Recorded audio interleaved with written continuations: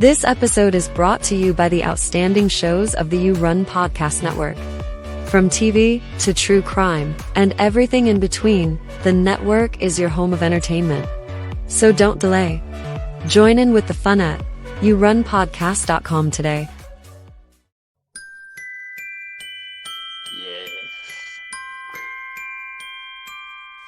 I'm ready, man. That's enough of that. What's the difference between a Christmas tree and a man who's had a vasectomy? I don't know. Decorative balls. It's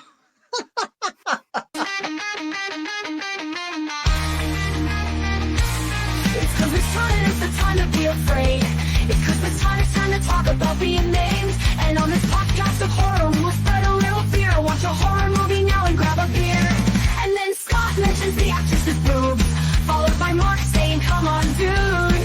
This is the place to have fun and say a curse or two. You Run Podcast Horror Movie Review. Watch a horror, do it now, it's Christmas time. Watch a horror, do it now, it's Christmas time. Watch a horror, then listen to a great fun review. Run Hot Christmas. Do it now, it's Christmas time. Do it now, it's Christmas time. Watch a horror, then listen to a great fun review. Run Hot Christmas. You Run Podcast Christmas.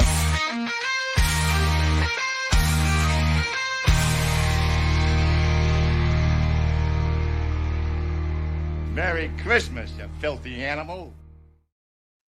It is our Christmas season. My name is Scott. My name is Mark. And I would say we're suitably excited today, wouldn't you? Yes, I think after the shit show of November.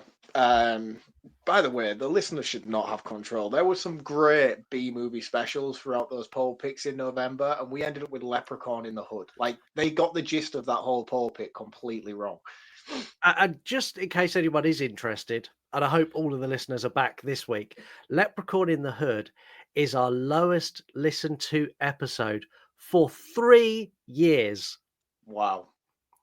Like And no rightly one. so. It deserves Yeah. to be. Nobody should be giving that movie any recognition. But the episode's really good. The movie's shit, but the episode was good, and no one heard it. Oh, yeah. Well, some people did, but like I would say it was a 10th of our normal audience heard that episode. But to be fair, though, like if I was scrolling through podcasts that I listened to and they were covering Leprechaun in the Hood, I would probably be like, I'm probably going to give this one a miss this week because that film is dreadful and I don't need to relive it in my memory. Yeah, I'm hoping everyone's back this week, and if not, we've got a bigger problem. But hey, we'll worry about that next week. We are an interactive horror movie review show. When I say we're interactive, you do everything. You pick the movies, as you just heard us complain about, because sometimes you pick bad ones. You can get in touch. You can play interactive games and features. Send us an email, yourunpodcast@gmail.com. We'll read it on the air. You can also leave us voicemails. Something that after Mark's heard the voicemails later, he may want to take that away because we've had a few. You Nice. can do that on X and Instagram. We are running a competition because we know you want to own some You Run Podcast merchandise like this. It's beautiful. Yeah, let's go. I always do it wrong. There we go. Anyway, all you need to do, leave us a 5-star review wherever you can. Apple, Spotify, screenshot it and send us to it at You Run Podcast on any social media. Alternatively, if you've done that already, comment on the Spotify episode. It's really, really, really easy. And that just puts you in the draw. We'll do one of those spinny wheel things in the new year. Whoever wins gets 3 pieces of merchandise. It's really that easy. I've completely forgot what I'm doing because I clicked onto another thing to do one of our cool banners. We'll do that one. I knew it would be annoying for you eventually. Yeah, last week it was really slick and this week it not so much. But Merry Christmas, Yeah, everyone. because you had it fresh in your mind last week, but now it has to be done week in, week out. It's going to be a problem, dude. Yeah. How this show works, we give you a synopsis of the movie. We tell you what we like, what we didn't like. We have messages, we have interactive features, we have facts. We round up and we let you get on with your day. From time to time, we have guests. Today is one of those times. This guest is a man who's appeared on the show before. When he was here before, he helped us produce the most listened to episode of the year by a long way. Nothing else came close to the listener numbers we had for that episode.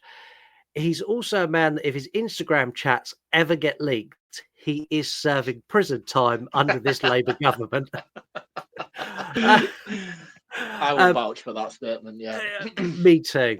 Not only that, he is one of the nicest guys around, and he creates some incredibly nostalgic social media pages. It is our pleasure to welcome back Jim from Jim's Retro Emporium. Chin Hi, chin. guy. Hi, Jim. Hello. How you doing? Yeah, good. Welcome back. That was quite an introduction. I think it was factual across the board. Yeah, let's just hope the FBI aren't listening. Moving swiftly on. Yeah. What was you here for last time, Jim? Elm Street 2. Oh, yes. Great movie. That was a good episode, actually. Yeah, I do remember that. That was great. Really good episode. This a lot of one, fun. I think, is going to be better. And there's lots Really? it definitely is. We get to debut a new feature today as well. So there's lots of people who may not have heard that episode and won't know a lot about you, Jim. So we launched a brand new feature called Question the Guest. And people submitted questions that Jim is going to answer without hesitation, maybe. It's a good way for everyone to get to know you. It's a good way to also get some viral content to share on social media. In the coming days. Oh, God. So I have to answer them all. You do. You haven't got many, and there's a mix in there. I think you're going to do all right with these. None of them are too stressful. First question from Julie Podmonster. And they have asked you, who has a better eye for fashion?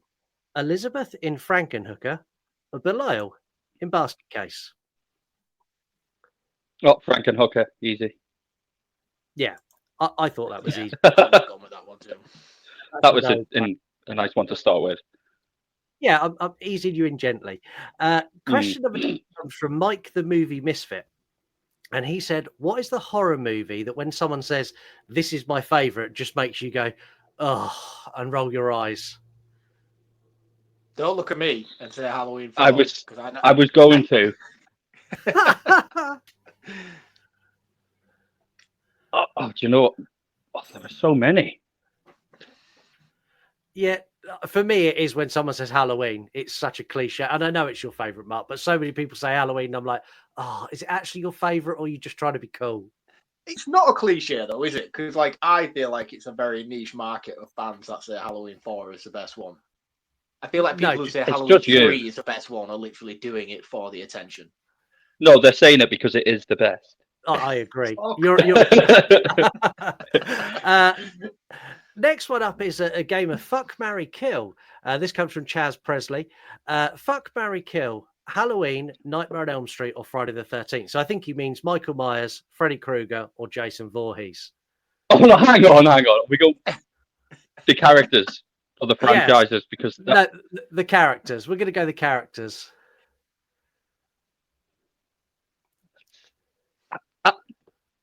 Can I do the franchises first? I think that might be a bit easier.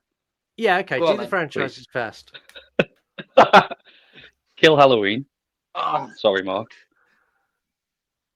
I wouldn't have had that opinion like 6 months ago, but I've recently done every episode of Friday the 13th, and it's bumped it up for me. Yeah, I've kind of been on that journey with the Friday the 13th, and I even messaged Scott, and I was like, I'm a bit worried at how much I'm enjoying and how impressive this franchise is. Yeah, particularly the ones in the middle, and yeah, I don't know if that's a popular opinion or not. From 3 onwards, it sort of just takes a really, really strong upward slope. Yeah. But then, fuck or marry. Elm Street's my favourite, so... Well, fuck that. And I'll marry Friday the 13th. So if Elm Street's your favourite, you just want a sleazy one-night stand with Freddy?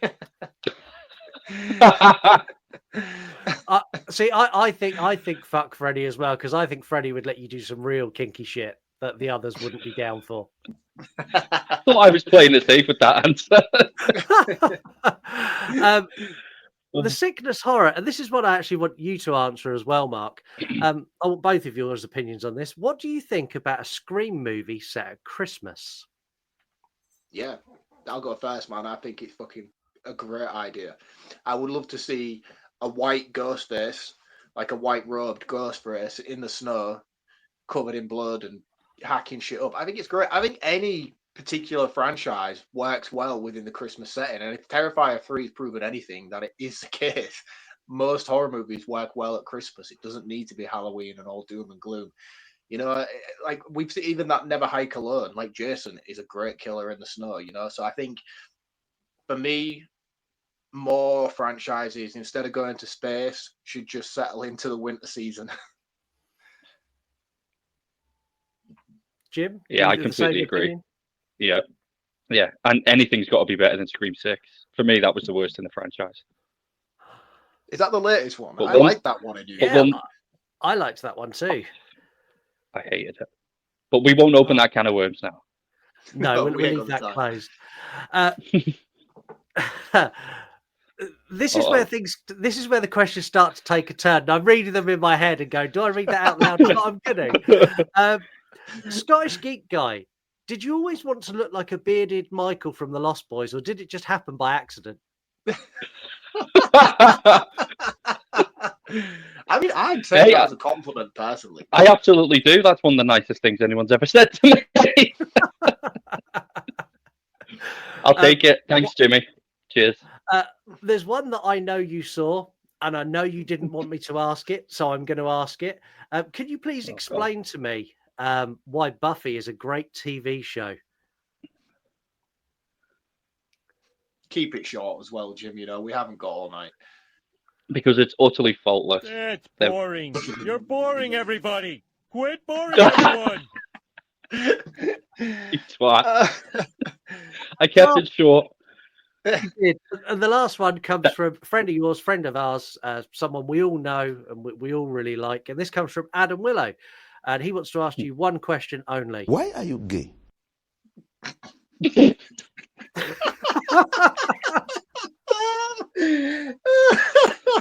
He's a twat. I love nice him. to know that he's not the only, I'm not the only one who sends you that meme. No. You both send me it daily. And there you have it. It's never not funny. We now know Jim a lot better. Are you nice and relaxed now? Like, that was a good icebreaker, I think. It could have been a lot worse.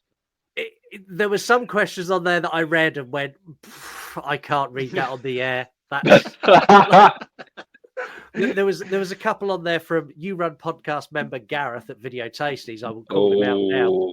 That I read them and went, absolutely not.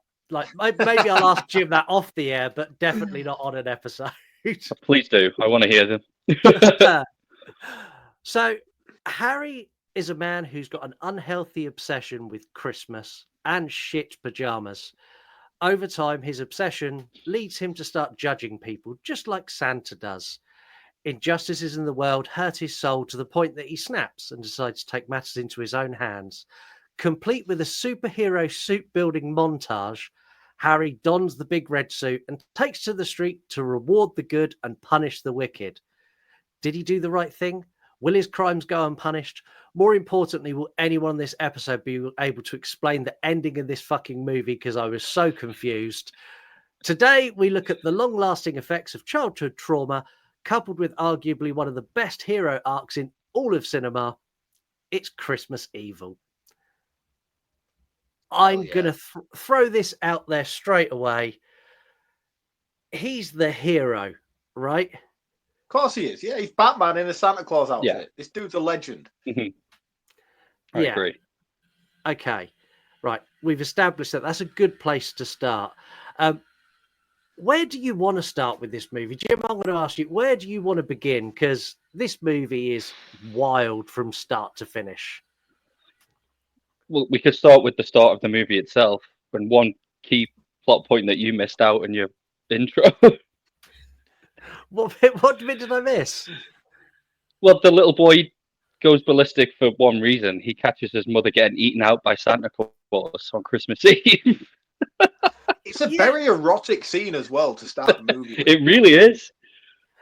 The thing is, though, is that enough to cause you, like, did he Yes. fancy that he wanted to become Santa Claus? Like, it felt like a big leap that made him love Christmas. You'd think that'd make him hate Christmas.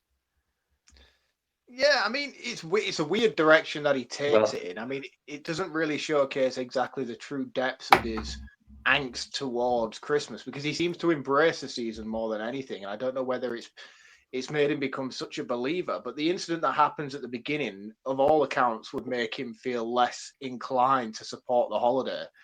But it doesn't. It sends yeah. him in the completely wildly opposite direction. Yeah, and Or it's super does he do erotic. that because he wants to rewrite who Santa is? He'll become the good, decent Santa, doing everything by the book rather than the pervert he caught with his mother. I mean, that's the thing. I think there's so many levels to this movie and so many Mm. different interpretations of what it's trying to present, and that's why I like it so much because it's such a thoughtful dive into mental health and parenting and the effects of poor upbringings and just the constant pushbacks and pull downs from people around you in later life and how it can cause you to so easily spiral out of control. Um, so I think it handles a lot of serious subject matters on a very delicate level, considering the overall subject matter of the movie. And I think it's one of those movies where my wife doesn't like horror at all. But I feel like if I sat her down and made her watch this movie, give or take some of the sillier elements of it and probably the erotic opening, if I could get her past that, because if I put it on and showed her that, she'd be like, what the fuck is this shit? Yeah. But once we'd got past that and it started diving into his character a lot more, I think she would really appreciate this movie in terms of its storytelling and its character development. Yeah, see, I really like the way that they set this up. And I spoke to you off the air, Mark. I said that this week at work has been arguably one of the most challenging weeks I've had. And watching this movie where he is pushed to the point where he's looking at people going, I want to stab you in the face. Like, this is the most relatable character I've seen in for such a long time. Yeah. Like, yeah, bosses are arseholes. Like, the factory he works at is just awful. Like, those toys that they're churning out are god awful. And Yeah. I think the bit where I snapped was where his colleague takes advantage of him for the extra shift. Like, Yeah, and it's really heartbreaking when he catches him in the pub and they're all mocking him and saying, haha, I've got that idiot pulling my shift for me tonight. And I think that's the true moment where he snaps anyway, isn't it? That's when Yeah. he kind of was like, I've had enough of this shit. like I haven't seen this for a very long time. And when I say a very long time, I probably watched this when I was 13, 14.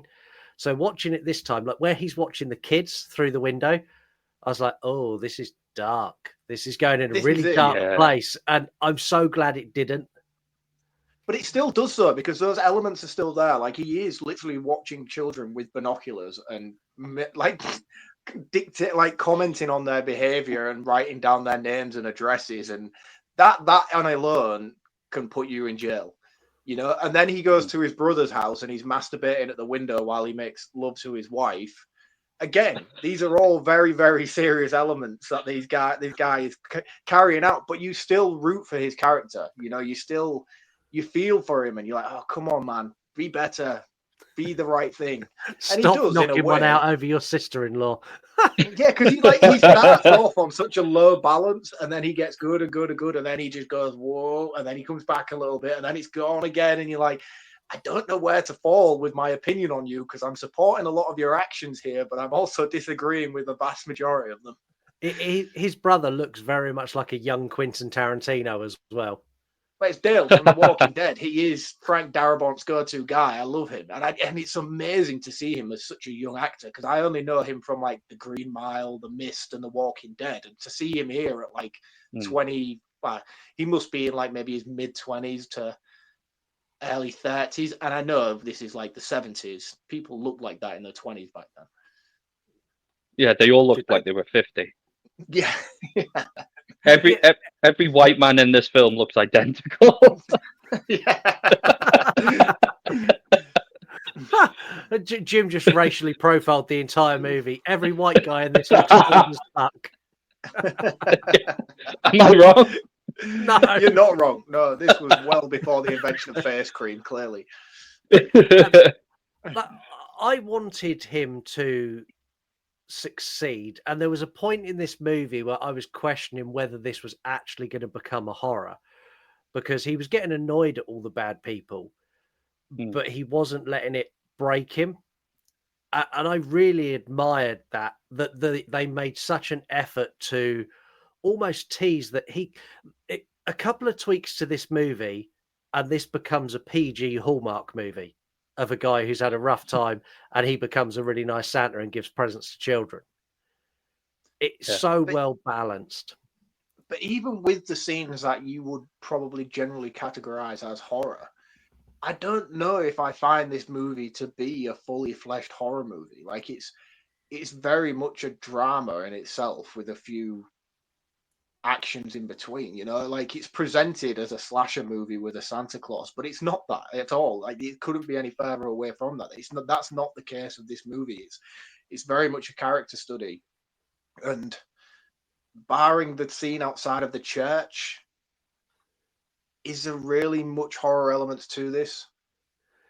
What would you say would be? I mean, okay, and then he kills that guy who makes him pull the shift in his bed. That seems pretty horrific, actually, when you think about it. Yeah, he suffocates the man while his children watch and his wife sleeps next to him. Yeah, I would say that kind of falls into. No, he doesn't just suffocate him. He then slits his throat with the star off the top of his own Christmas tree. He does, which was stolen in Violent Night. Oh yes. It was. So they took that in Violent Night and stole that as well. We're going to ask for favourite scenes, and I'm going to start with you, Jim. In this movie, what was if there was one scene that just done it for you, what scene is it? Ooh. I think it's the scene in the mirror when he's gluing the beard on himself. Yeah. And in that moment, he suddenly thinks, I am Santa Claus. This is real. Yeah, that's really cool. I like that. How about you, Mark? For me, my favourite scene of this movie is it's the entire segment where he gets dragged into the works Christmas party and he's jollying and he's dancing with all the workers and stuff like that. And it's the children. And it's a scene just before he leaves where he's giving the children the speech. And it starts getting very dark, sort of Darth Vader-y, and he's telling them, you be bad. And I'm like, oh shit, he's going to lose it here and pull out a gun out of his Santa sack. You know, but that whole scene in particular really showcases the talent of the actor who plays Harry in this movie. I was like, wow, you are fucking great. Like the range he showcases in that literally 30-second scene alone, I was like, that's very cool. So that's always a highlight for me when I watch this movie. See, for me, it's the suit montage. The bit where he reaches the point and goes, that's it. I'm going to be Santa. Like that montage is straight out of pick a Spider-Man movie where he makes his costume. It is exactly the same. And I could easily put the Spider-Man sort of movie music over the back and it works exactly the same. And I sat there watching it going, he's Spider-Man. This is so cool. And like, even down to the point that after he's done it, you get the big reveal where he stands in the mirror and it's like, yes, evil Santa. I'm not too sure about his Ted Bundy van though. I like the Ted Bundy van. I like the fact that he went to the effort to paint a Santa sleigh on the side of it. I was like, yeah, man. Of course he did. If you're going to do it, at least do it right. It's a really difficult film to talk through because there's lots of elements of this movie that are him kind of sat internalizing what's happening. So like he goes to his works and they're doing a charity to give toys to the kids at the hospital, but the companies do it in a underhanded way where they want the staff to contribute so it doesn't actually cost them anything and they get all the glory for it. And he's talking to the guy who's this new executive who's come up with this idea. And he's boiling with rage. And that scene goes on for quite a while. And it's just him just staring at this guy like, I hate you. And I hate you so much, but I can't do anything about it. And it's really hard because there's so many moments in this movie where he is just kind of internalizing what's going on. Even when he's at the church and he kills the two guys and the girl outside the church. Like, well, even that's the guy he kills. That's the guy from that party. Yeah, he gets. I mean, to be fair to him, like he doesn't actually necessarily kill anybody apart from those at the church and the guy who made him pull that shift. Like he's just basically taking out his revenge on those people in particular. but like he doesn't necessarily go out with the intention of doing harm. He's not trying to go out and be like a slasher or a serial killer. He's just His mission statement is be Santa, isn't it? Essentially. Yeah. Like they clearly had interactions with him during his mental breakdown, and they immediately went onto the naughty list and needed eradicating. So for that reason alone, like, is he really that bad as a person? I mean, yeah, of course, murder's wrong. I'm not condoning it. I'm just saying. The thing is, like, the people who come out when they come out of the church, like, who goes to a midnight mass, sits there and sings and prays to God and Jesus, and then comes out and instantly, like, it wasn't just one or two, it was the whole group come out of the church and went, ha, there's a man dressed as Santa, ha, wanker. Like, who does that? I was about to say something.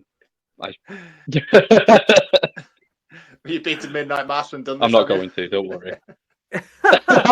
No. Turns out Jim's a serial Santa abuser. Whenever he sees a shopping centre Santa, he's like, fucking hate you, dickhead. Either that or he stands outside of churches after midnight mass wanking. One of the two. It depends where you want to take that story. See, I was worried about not offending anybody. Do you know, I think as soon as I played this soundbite... Why are you gay? I think everybody knows where this episode is.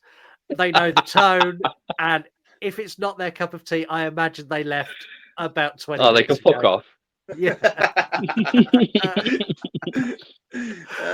You're still going to get more listeners than last week, aren't you?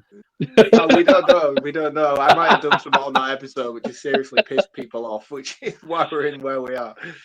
We've got some rather aggressive messages for you later. Oh, I can't wait. One of which that I'm actually going to give a disclaimer in case it offends, because it's rough. It's really rough. Tell me it's from Heather. It is from Heather. Yes. Oh, brilliant. Back to this movie. He does a lot of good in this movie. Like, all the things that he does for the children. Like, he goes and raids the warehouse where he works, and he takes all those toys and he takes them to all the naughty kids' houses and gives them the shit toys, and takes all their good toys from under the tree and takes it to the children's hospital. And that scene when he gets there and the old security guard comes out, who's the most miserable bastard in the world, and he gives him a gift. Like, that I thought was lovely. And then all the staff come out. He's like, I've got the bag, but opens the van. It's just packed full of toys. And he's there like, ho, ho, ho. With it.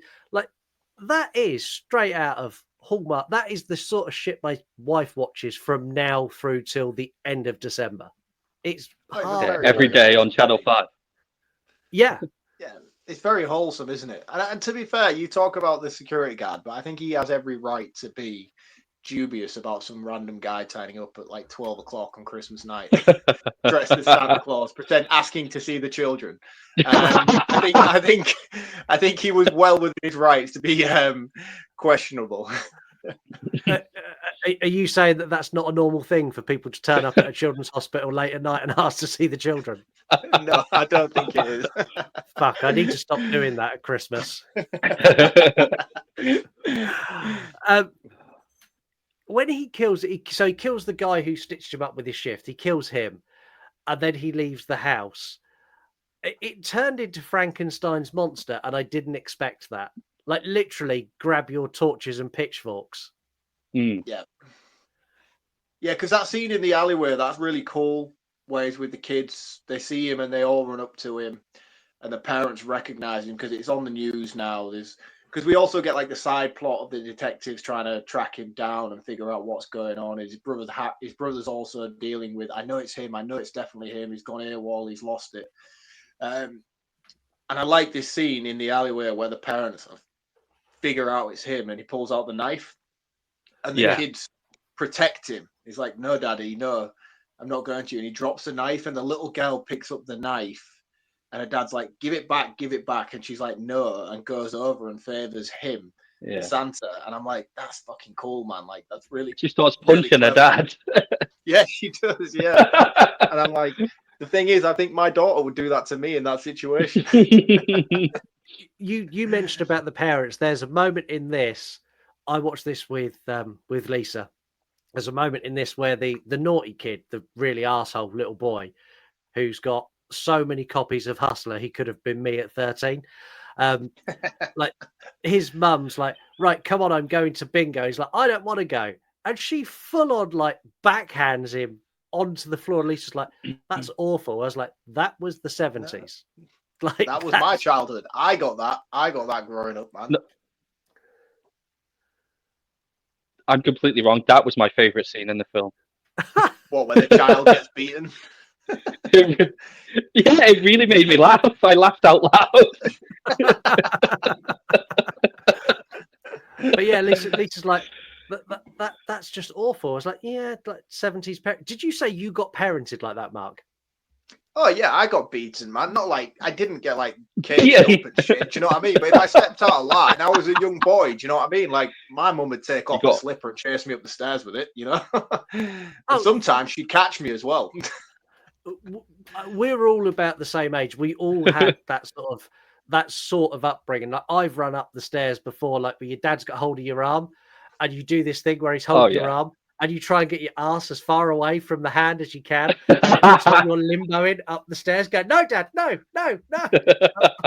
Yeah, my dad was never the disciplinarian in my house. It was always my mother. She was the one you had to watch if you stepped out of line. If she took her slipper off, man, you knew she meant business. Yeah. But see, my mum had a long shoehorn, and she used to use that instead of a spoon. What was your parents' weapon of choice, Jim? Just a hand. The hand. You need to get back in touch and let them know they should have been more creative. There we go. Unpacking our childhood trauma on this episode as well. The thing is now, like, don't get me wrong. I as a parent myself now, I think it's the most barbaric thing ever. I wouldn't dream of parenting a child like that now. Like, it's actually horrifying. But experiencing it myself, I think it's really normal, and I don't have an issue with it. I'm not like, I'm traumatized. I got beat by my mother. No, I deserved it. I was a mouthy little shit, you know. Like, she had nothing else to resort to. It didn't do me any harm. But the idea of doing it myself as a parent now is like, I could never, you know. No, that's exactly why I found it so funny. Yeah. The thing is, Mark, you say you couldn't wait until your daughter's 17 and see if you still feel the same. I like, even if I like literally raise my voice slightly and I see her like welling up, I'm like, oh, I'm so sorry. Let me go and buy you whatever you want. Yeah, I'm that dad as well. I'll be like doing something and the kids will be harassing me. I won't, leave me alone. And then they'll sort of go, oh, I'm really sorry. Right, should we go to the shop and get ice cream? Whatever I was doing is now irrelevant. It doesn't matter now. Yeah. I mean, kids are testing. They are very, very testing. You know what I mean? Like, my patience levels, I think, are pretty normalized for having two kids. But like, yeah, sometimes there's moments where I'm just like, oh, I need to leave this house and just leave everything behind. Why did I ever get married? But yeah, so maybe I kind of understand and relate a little bit. Maybe my mum needed to let out that frustration from time to time. Yeah, and this is taking a turn. Yeah, it's taking a real turn. We're going to steer it back to this movie, and we're going to go back to the lunatic. Yeah. I know what we said we were finished talking about my mother.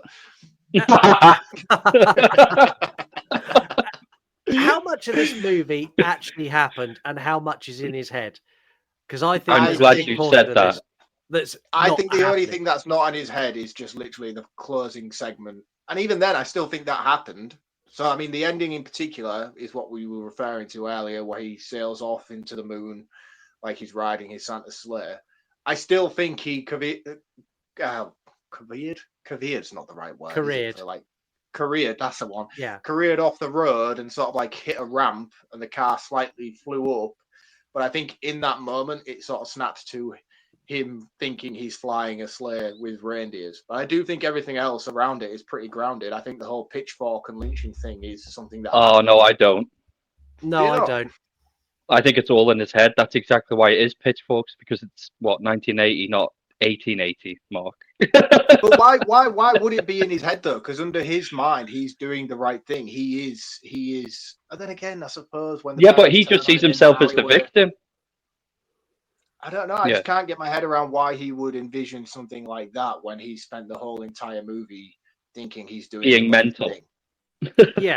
Yeah, but See, But like I they did think, this showcase the stuff earlier on where he's doing the whole Dasher, Donner, Dancer, Blitzen, and he's whipping them. Like it doesn't physically show a reindeer flying. If they did do that, that would be a little bit more of a relatable thing.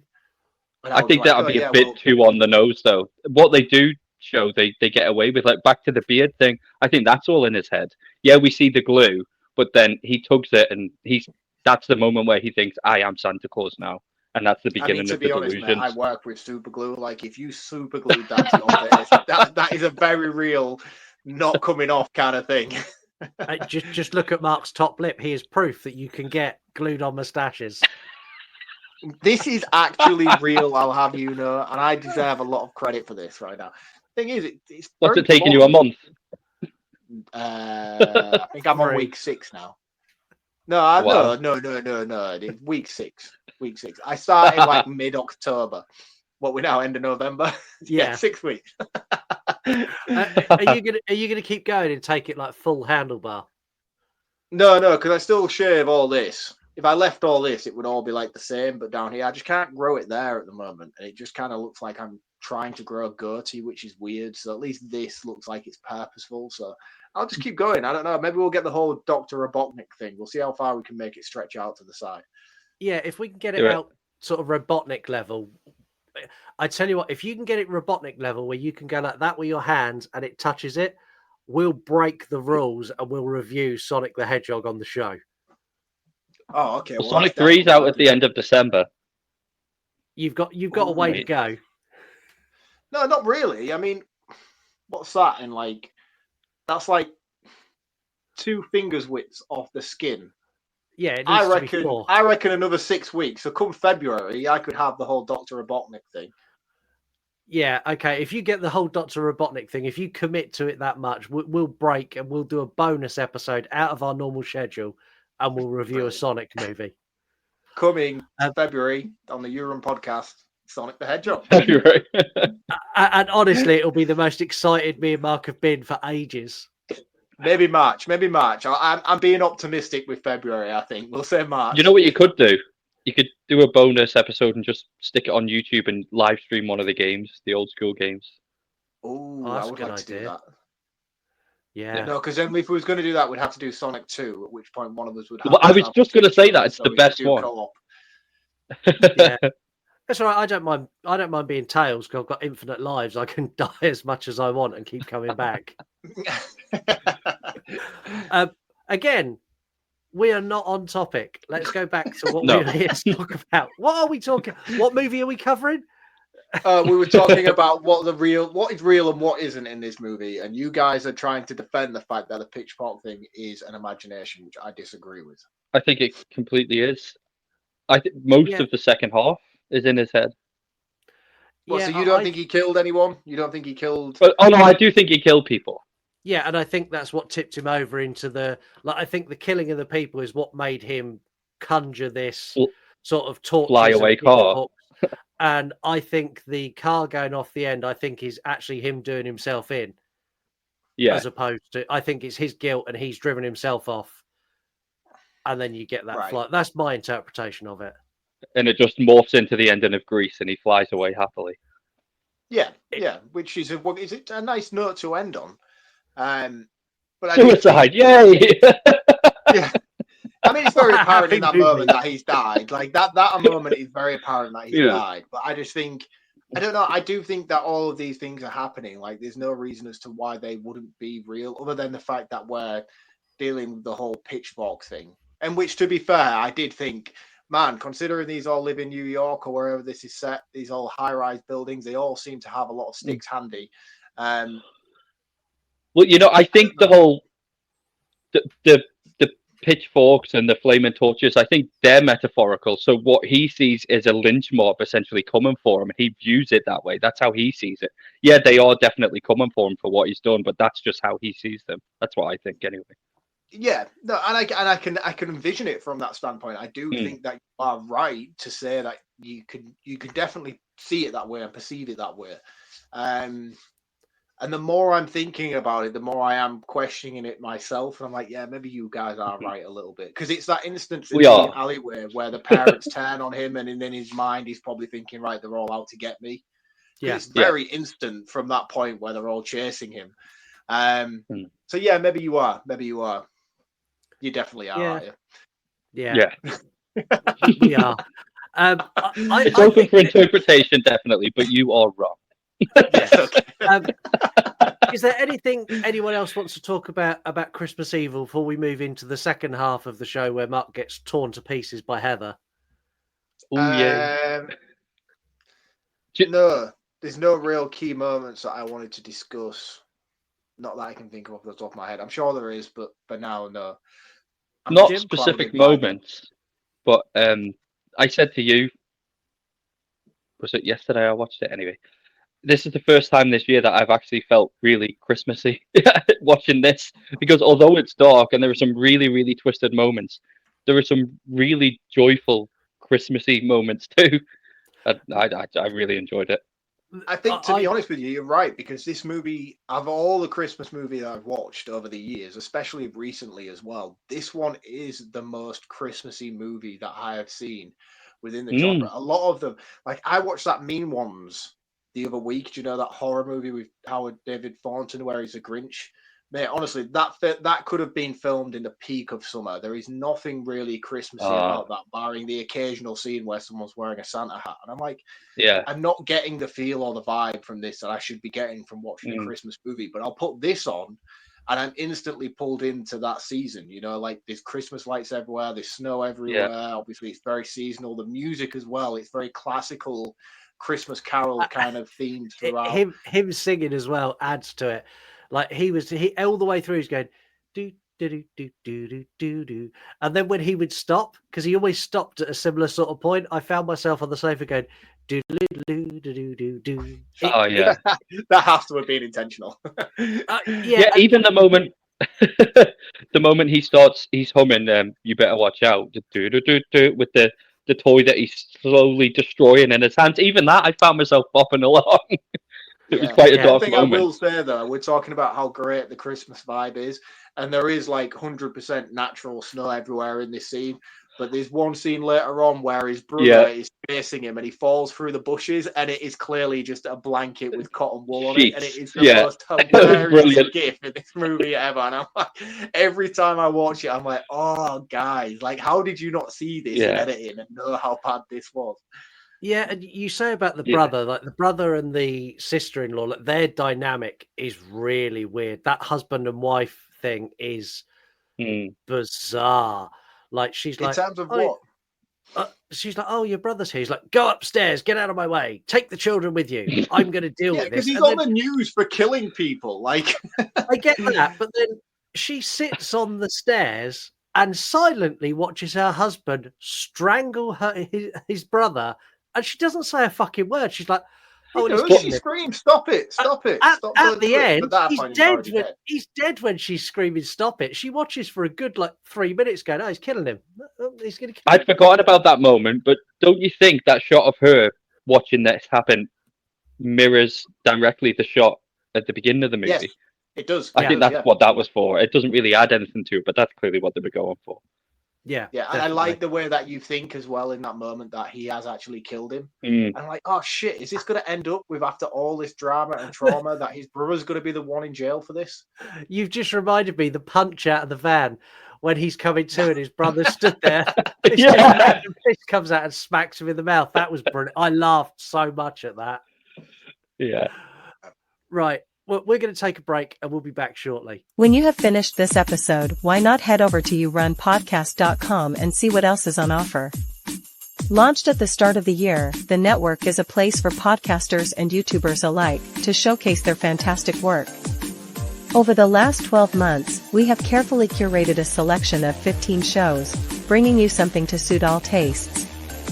Movie reviews, TV series discussion, true crime, conspiracy theories, paranormal investigation, and crypt tales are a selection of what is on offer. Also on the website, you will find links to all of our socials, our shop, and our first feature-length film. The You Run Podcast Network really is your home of entertainment, so don't delay, get online and visit yourunpodcast.com and find your next binge-worthy experience. Now back to the show. Go to yourunpodcast.com. Check out the other shows there. In the next couple of weeks, there's going to be 4 more shows added to the network. We're growing rapidly. There is literally something for everyone. Also, there's our shop where you can go and buy fabulous t-shirts like this one, The Baby Maker. You can also buy our Mark Apologising to the Gay Community t-shirt. Just know I didn't make this t-shirt. You can also get the most coveted t-shirt on our site that Mark desperately wants and still hasn't got, but it is nearly Christmas. Colonel Cockring, who do you think you are? Pinhead? All available at yourunpodcast.com. And if you've entered our competition, you could get all 3 of them for free.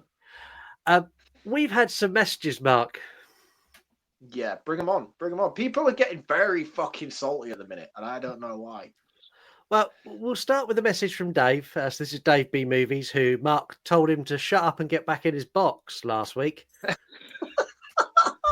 Morning, guys. So listening to the Leprechaun episode, and Matt, you're absolutely right. I should sit down in my back seat and be a good little boy. There's somebody in the back seat. Be careful what you wish for. Love the urban legend reference there. That was brilliant. It was very good. Yes. Is he stuck down a well? The audio wasn't great. The audio wasn't great on that message. So yeah, you've upset Dave. I'm going to now give a disclaimer, which is very rare. You are about to hear some language that is very rarely uttered on the You Run podcast. Mark riled up Heather to an extent that I've not seen her riled up before. So here's what Heather had to say. I'm cutting in. I'm interrupting my own podcast listening to let Mark know. Mark, I'm telling you, you better quit telling me to wrap it up. I'm from the South. I talk a lot. Get over it. Just because I know more than you is not a reason to get pissy with me. Don't be a cunt. Okay? Let's not do that. And I don't mean that as a term of endearment. I mean, don't be a literal cunt. Anyways, the Mandela effect, I don't believe in that shit. I just think that just sounds conspiracy theorist. And I'm not into that. I, again, am listening to the part where you guys are discussing, was Helen shown guilty or whatever, innocent? No. She wasn't. People need to shut the fuck up. Like, the movie is what it is. Watch the movie. That's what you see with your eyeballs, and that's it. Okay. I'm going to finish listening. But I'm dying. I'm out of breath because this fucking baby is killing me. Okay. Talk to you later. Bye. Such language. I'm not going to pretend like I haven't been called that before. But it feels wrong coming out of Heather's mouth. I don't approve or appreciate it, Heather. And also, how can you disprove the Mandela effect is conspiracy theory? That's like saying I don't know. Like the Twin Towers, conspiracy theory. Who killed JFK? Conspiracy theory. But when you've actually got like scientific proof of the Mandela effect, and it's like a psychological phenomenon. I just want to point out that JFK and the Twin Towers both are historical things that actually happened. There's reasoning behind them. I'm not saying they didn't happen. I'm not saying that the Twin Towers didn't happen or JFK didn't get shot. I'm just saying it's not always the way that the media presents it who you think did it. That's all I'm saying. I'm not going down that rabbit hole. I'm just saying. Wow. Heather wasn't done with you anyway. Heather, come back again. Okay, I'm getting towards the end of the episode, and Scott, I know you need to shut up. And both of y'all need to shut up talking shit about Warwick Davis because he did a shitty movie and y'all think he sold himself out. He did not sell himself out. Like, geez. Y'all act like y'all don't say offensive shit all the time. Come on. Mark is always bullying me. You be saying offensive shit. Y'all gotta leave Warwick alone. He rich anyway. You think he cares? Look, everybody does a bad movie. I mean, the movie's dog shit. So I'm not defending the film. The movie's crap. Like, I would not watch it with my eyes poked out. It's so dumb and not even fun. But again, y'all acting like y'all goody two-shoes. Stop enraging me on Monday. Okay, bye. Heather's got She's like right. ultra southern with her pregnancy, hasn't she? Yeah. I think it's the Like, rage, not the pregnancy. Like, she is deep south at the moment, and I don't Yeah. know Because if you've she can angered come her. back with that. You what? Sorry. You have. Because you've angered her. She's never been that south or that southern No, or that I angry. can feel it. I can feel it coming out of her, man. Jesus Christ! But to be fair, he did sell out, didn't he? Like, you can't say that he didn't. Like, doing a movie like that is not like, there is nothing about him that walked away from Leprechaun in the Hood and he was like, No, hang on a minute. Hang on. I am proud of my achievements here with this movie. No one said he was proud, but I'm with her on this. He did a movie he got probably a half decent wedge for. He's hardly going to be offered the lead in Mission Impossible, is he? Really? However, I want to see that film if he I is. would watch that movie. I would watch that movie, but no, I don't think he would be. But So still, he was a There you very go. well-credited actor up until that point. When Tom Cruise selects his next team for the next Mission Impossible, I want to see Warwick go, I'm on my way. Like, that is the movie I want. Hang on, well credited. You're giving him way too much credit than he deserves. And I'm with Heather and her argument, but come on, he was Willow and an Ewok. And yeah, okay, all right then. So maybe his credentials came more in his later life with the Harry Potter franchise and other things that he's done. But yeah, all right. Anyway, all right. Still, in the Heather Hood wins. is a sellout movie. Yeah, Heather wins, and Heather's not done. Heather come back again. Yes. For fuck's sake, man. Mark, do not steal my catchphrase. I heard you. Ho, ho, ho, bitches. You know that I say bitches. God damn it. Okay. I have to watch this stupid Gingerbread Man too. I've not even seen the first one. So, like, do I need to watch the first one? You can't coin ho, ho, ho, Probably bitches. not. You're not fucking John McClane. That's not fair. Also, Heather will be here next week to cover Ginger Dead Man 2. Shit. And as you can hear, she's delighted about it. I forgot that was happening. Yeah. Heather, I'm really sorry. I don't mean anything that I say at the time. It's just, oh, fuck, I'm in. Too little, too late. She's going to get you. Yeah. We also had a couple of comments on Spotify. Alex went with, have you heard the theory that there's a different leprechaun in each installment? And I hadn't heard this, so I went and had a look. And there's an online theory that every time the leprechaun comes back, it's a different version of the leprechaun. Either of you Please don't ask Mark his thoughts on this, because we know his thoughts on 9/11. So you don't. You haven't got enough time in the day to hear my thoughts on 9/11. Anyway, as you were. Yeah, we also got a comment from Becky. I've only seen up to 3, so I'm not looking forward to getting to this one. Great episode, guy. I love the Mark beating. Everyone loves hearing you get abuse. I think it's just become a thing now. I can take it. I can take it. You feel big enough to step to the man. Bring it. I'm here waiting. Wow, Heather, that's an open invitation for you. You're here next week. Let's do some facts before we jump into our game.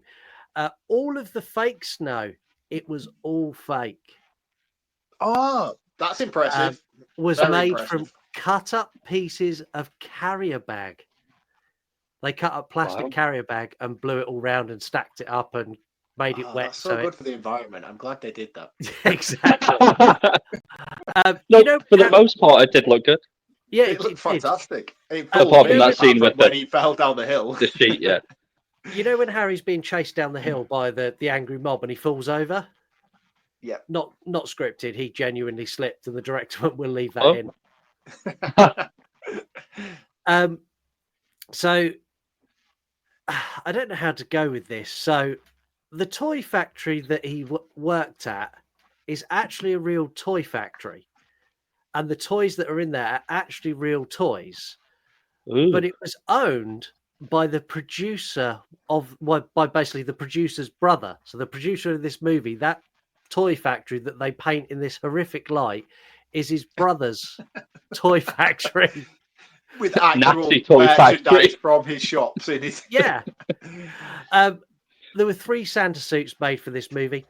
2 of them were stolen and apparently are still in circulation by mall Santas and other things in the area. So when they were filming this, they're filming around Christmas time. They made the first one. They hung it up in the back of the truck, just hung it on a hook, went into a shop to get a coffee, come back and it had been stolen. The following day, they'd done exactly the same and it went again. It is a cool Santa suit. I like the greyness of the fur and stuff when he cuts up that fur jacket as opposed to it being snowy white. I do think it's a cool look for the Santa. Yeah, I do as well. Anyway.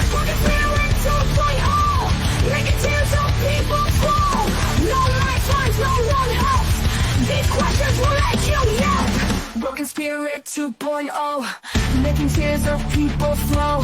No lifelines, no one helps. These questions will make you yelp. Broken Spirit 2.0, making tears of people flow. No lifelines, no one helps. These questions will make you yelp. Broken Spirit, Broken Spirit, Broken Spirit, Broken Spirit.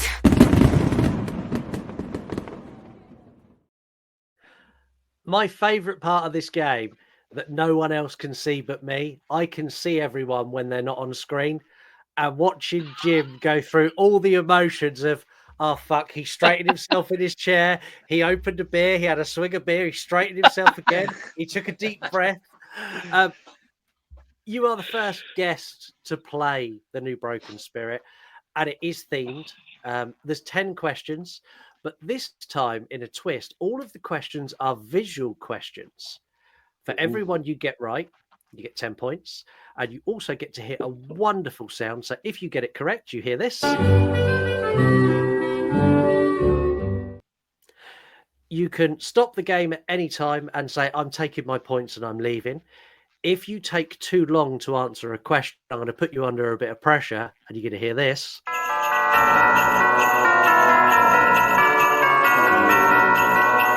That'll break me. Sounds like a festive Crash Bandicoot theme. I like that. It's good, isn't it? In hell. In hell. If you get one wrong, you lose all your points and you leave with no points at all. And you'll also hear this. Let me speak 6 languages. Only language you speak is failure. I thought it was going to be something else. It should have been. It should have been. If I was in charge, it would have been.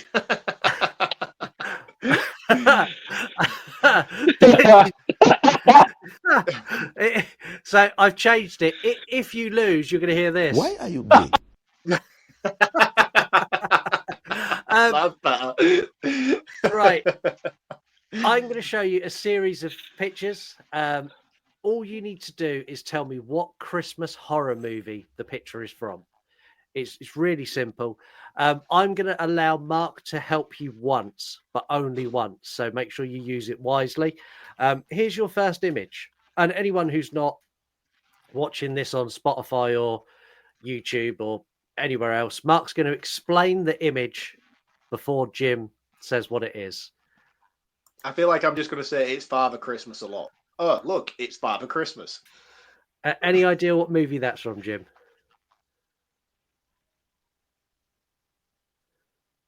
Really? Dude.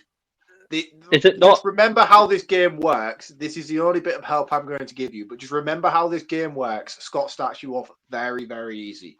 Just think about why the reason you are here. I was going to say it's got to be Christmas Evil. It is Christmas Evil, correct? Jesus, this isn't going to go well. Your second one. Oh, Gremlins. That is Gremlins. Right, number 3. Mark didn't describe that one either. Mark, you need to describe. Oh, sorry. Rapid. I didn't have a chance. It was rapid. That's my fault. Number No, 3. go with your rapid response. Oh, this is an image of Father Christmas. Holding You're an such a axe. twat. I'm sorry. This is an image of Father Christmas holding an axe. There's so many Christmas horror movies I've not seen. This is not going to go well. We've done this on the show, haven't we? We have. Yeah. We have. It's full of We did foul this last language, and year. it's a relatively new movie as well. Yes. So, any idea what that is, Jim? Did you say it's quite a recent one? Sorry, I know It you're is- not giving clues. It is Was it recent. last year or the year before? Was it 2022 or 2023? 23, I think it come out. Oh, see, I really need to play catch up, but I'm gonna get Mark's help on this one. I think. This is Christmas Bloody Christmas. That's It's the correct. Terminator dressed as Santa Claus. Wow, that's where's it gone? This one's going to break you. What's that one?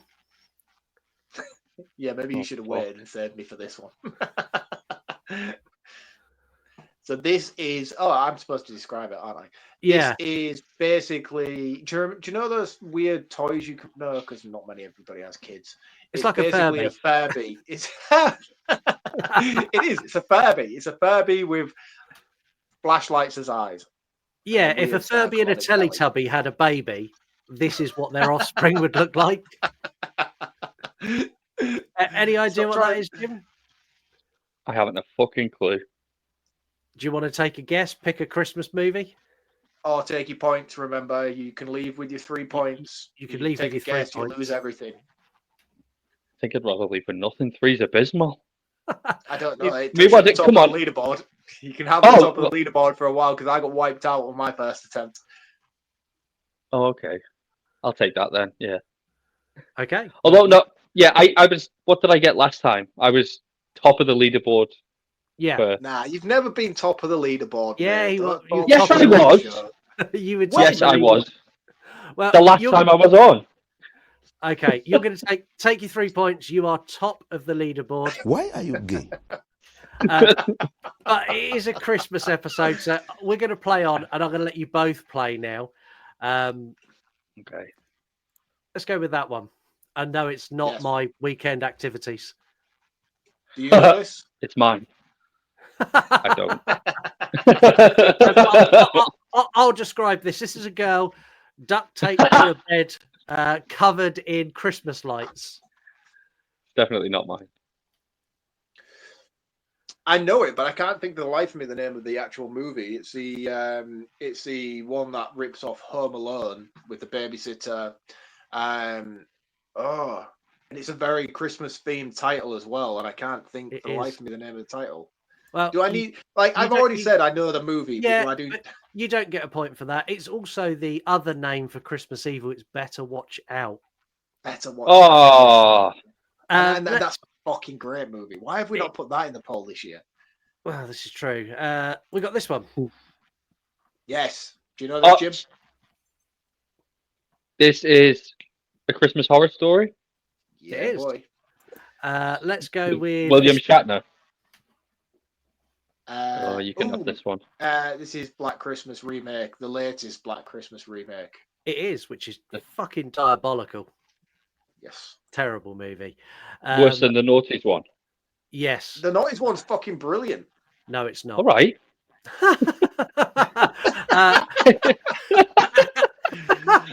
Hey, it's got one of the Buffy actresses in, and I still don't like it.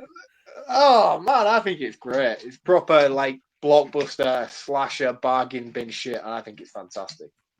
Hang on, I'm Buffy, the vampire slayer, and you are? Right, you got three more, sorry. What is this one? Hang on, did you have that soundbite ready for every time I mention Buffy? Or I did, yeah. Sorry. Ooh, I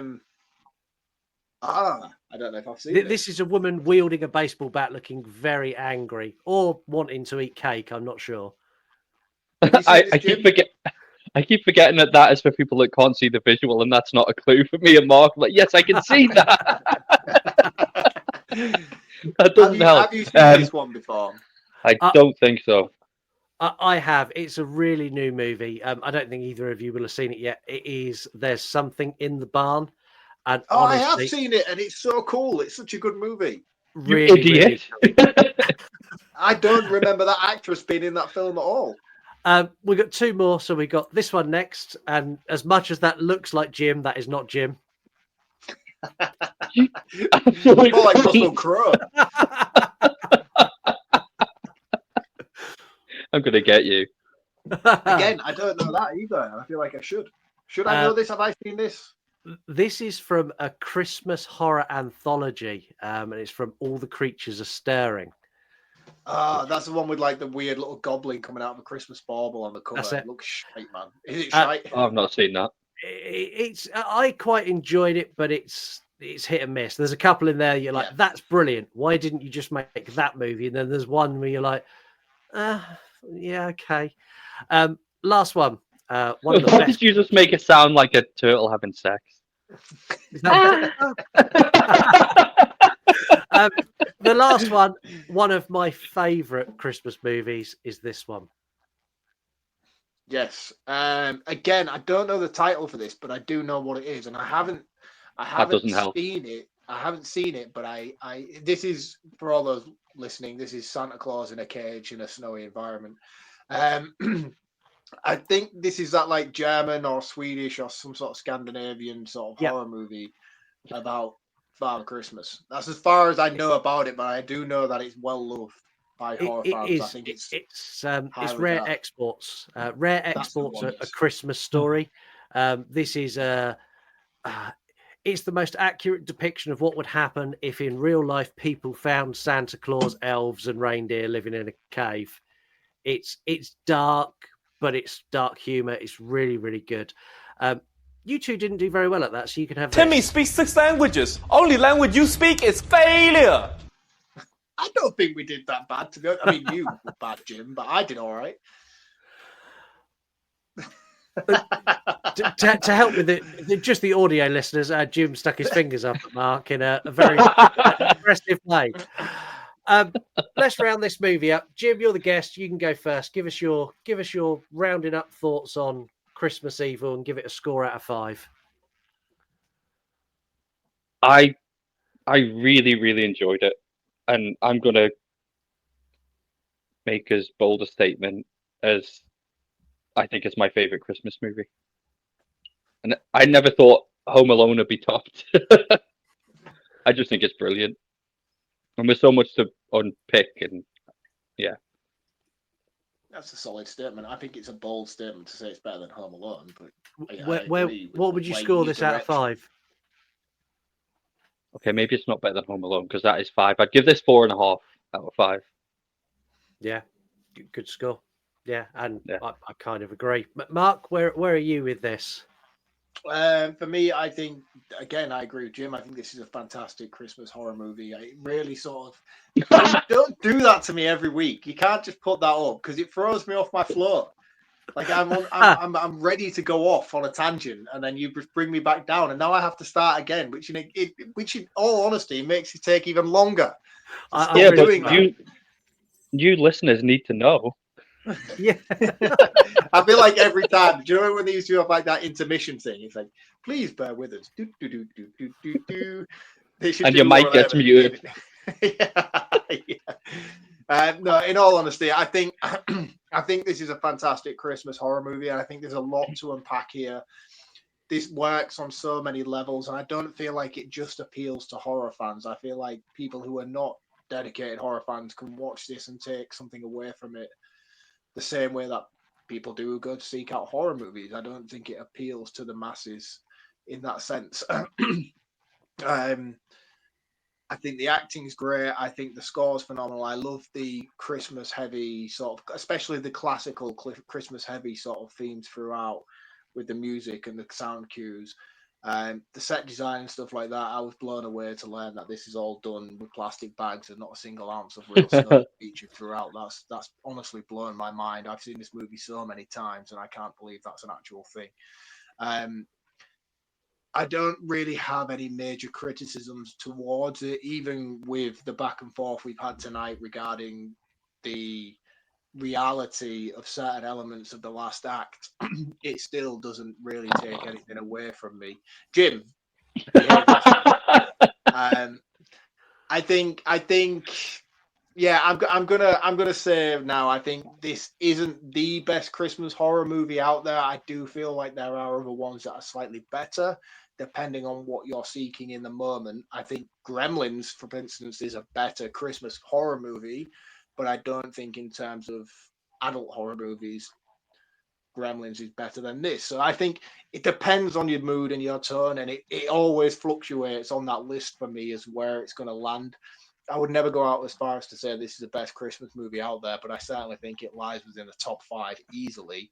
But where it lands fluctuates very rapidly all the time. So I think for me, I'm going to give this, same with you, Jim, I think it's a 4.5 out of 5. It's not a flawless movie, and I think it has dated slightly, but it's still great, and it's still God tier regardless. Yeah. This movie opens with Santa giving oral sex to a lady. It ends with a man flying away in a van shouting, "Go on Dasher, on Donna, on Blitzen," and everything in between is equally as insane as the two statements I've just made. I love this movie very much for how it tackles mental health. You watch this guy have a breakdown, and he does it in a believable way. We've all been in situations where you're like, "Do you know what? Fuck this guy. I could easily just bury an axe in your head." And if you're like that at work, like I was this week, this was the most pleasant watch for me, because when he killed those people on the doorstep of the church, I was like, yeah, kick him while he's down. Do it again. Do it again. Like, it's such a relatable movie for anyone who has a tough work life. It's a really good Christmas movie, and it's actually got some really nice Christmas undertones of he's doing some wonderful things for children in a hospital and wonderful things for these other really good children, even the naughty kids. Like, he doesn't go full hog and kill a kid in this. He just leaves him a bag of dirt, and he thinks that's quite funny. Like, I love this movie. It's a 5 out of 5 from me. I think it's as good as Christmas horror can get. And there's lots of Christmas horrors that are 5s. This is definitely one of them. That brings one thing I want to know is you stumbled a little bit there. You was almost dedicated to round off all the reindeer, got like 3 in, and then kind of stumbled. Can you do it? Can you get them all? No. Donna, Blitzen, Vixen. That's the boring answer I've ever heard from you. At least give it a try. No, right. I'm not playing. So what have you got? You got Donna, Blitzen, Vixen, Rudolph. That's it. I'm done. Rudolph's not one of them. Comet, Cupid, Stupid, Dopey. I don't know. It's not in my wheelhouse. Someone call into the show and let us know all the reindeer that Santa has. Unless you can do it, Jim. You forgot Scary and Posh. Oh yeah, they're in there as well. Before we go, Jim, can you tell everyone where to find you and a little bit about what you do on your channels? Because you don't often brag about what you do, but I love you. I found your page before we started talking. I was following you, and I follow you because your page is so super nostalgic. Like, everything you post, like you'll post something about Mortal Kombat, I'm like, oh shit, man, yeah, I need to dig out my Mega Drive and play Mortal Kombat. Like, it's such a nostalgic page. So where can everyone find you, and what do you do? I've got accounts on, well, my main one is Instagram, where I talk to YouTube every 10 minutes throughout the day. I'm on I think Twitter, I speak to you more than I speak to my wife, to be honest. Mainly Twitter and Instagram, I think. I've got a YouTube channel, but I've still not done anything on it. I just started with an Instagram account sharing random knickknacks I had, and then it just started to grow and grow and grow, and it's become insane. I really need to knuckle down and start producing original content. I've got lots of ideas. I'm just lazy. I need to pull my finger out. But I'm But yeah, lots of toys, VHS, movies, music, everything from the Buffy. 80s and 90s. Buffy, Spice Girls, Mortal Kombat. Basically, I never left the 90s. Yeah, there's whenever you go to Jim's page, like within one scroll, you will definitely get. I'm Buffy, the vampire slayer, and you are? Yes. He's at Jim's Retro Emporium everywhere. While you're on social media, make sure you give Mark a follow as well. He's only on Instagram because he's a leper when it comes to other social media sites. Ain't got the time, man. At from the Crypt or at VHS from the Crypt. We are well versed in all social media sites. We are at You Run Podcast on every single one that you can possibly imagine, including Blue Sky now. We are now a Blue Sky member too. So we are. What the fuck is Blue Sky? It's the new Twitter. Yeah, it's like Twitter without Elon Musk. That's the only difference. Yeah, I really need to It's jump. the revolution, is it? Yeah. Yeah, so we're there as well. A huge thank you for listening. This episode has been fairly wild. Next week, we are joined by Heather, co-host of the You I Run. am scared, man. I'm I scared regret for all you. of my life choices in this moment. Yeah, You should be co-host scared. of the You Run podcast, True Crime. One of the longest people we've known. She was one of the very first guests on the show, then become co-host. Heather's wonderful. Heather is going to give Mark so much shit next week. So if you enjoy that, like Becky, I love the way that you're like buttering her up. Yeah, like Heather's great. I've known her for so long. She's my bestie. It's like, yeah, just throw all the shade my way, man.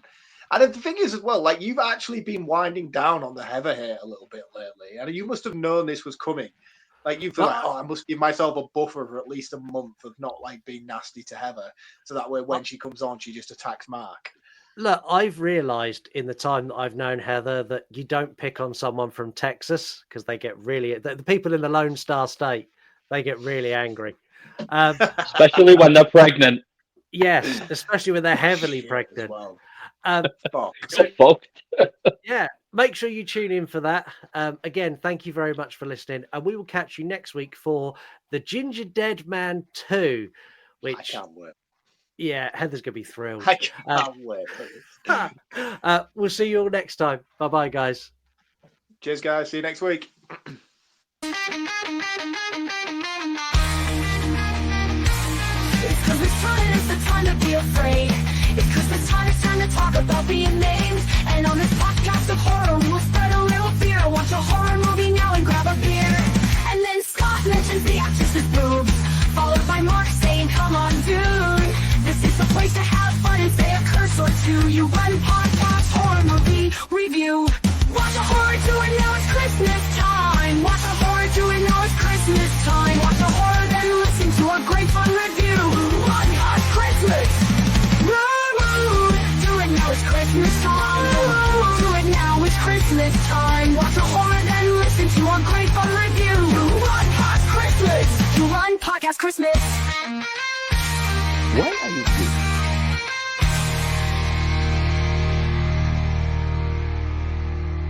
Merry Christmas, you filthy animal.